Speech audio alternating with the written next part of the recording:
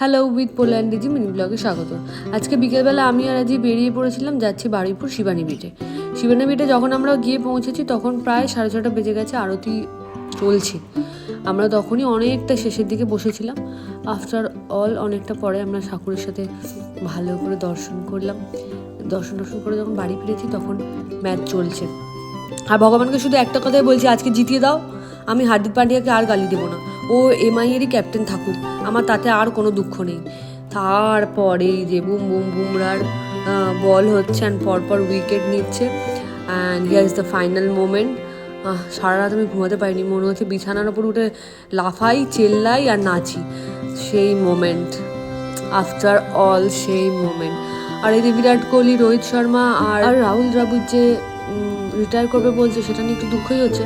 But সবারই তো একটা নির্দিষ্ট টাইম থাকে, সেই ভেবে নিজেকে বুঝিয়ে নিলাম। And thank you, stay with us.